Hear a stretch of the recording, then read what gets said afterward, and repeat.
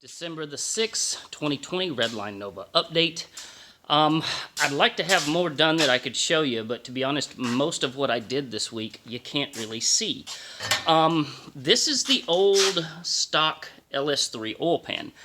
That thing will not clear on the Detroit Speed front end on that car, and so I put a Holley 302-2 low clearance oil pan on the car. And what made this week so difficult trying to get everything, to jive was the windage tray. The windage tray is like a tray that goes right underneath the crankshaft that kind of separates all of the oil in the sump in the bottom of the motor from the crankshaft. And in my case, I had to modify my windage tray to make it fit. What I needed to do was to cut a quarter of the windage tray off the car.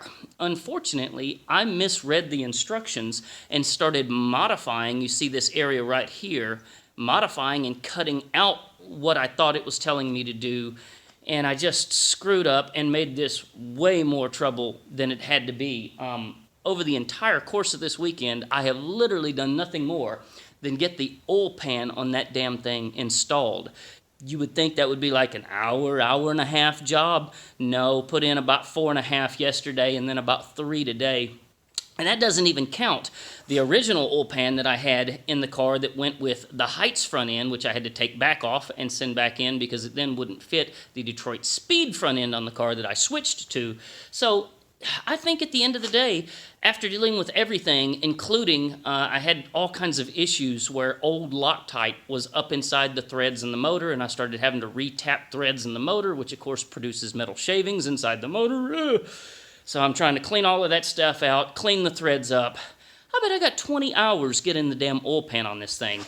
I can't believe it has been that much trouble. Now, with that said, I did get the ride height on the car adjusted to where I think it's going to be. I got about 8 inches to the bottom of the rocker in the rear, and like 7 1/4 in the front. So I got a little bit of rake in it, but not a lot. The other thing that I got done this weekend that takes a lot of time that I can't really show you is I have measured this car and measured this car and measured this car 20 times over, and I have finally ordered the wheels for it. I'm getting a set of MRR FS01s. We're going to do an 18 in the front and a 20 in the rear.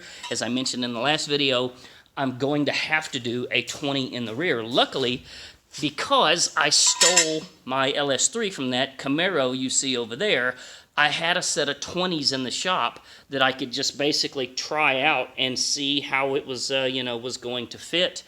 And it gave me the rise that I needed in the back of the car, which was really important because, as I mentioned, I located the IRS in the back of the car too high in the car, and I'm not trying to have a 67 Nova that looks like one of those stupid-ass trucks with the Cali lane where the front's all jacked up and the guy's staring at the sky going down the road. Those people look like idiots. So anyways, 20s in the rear, 18s in the front. Got the motor in the car.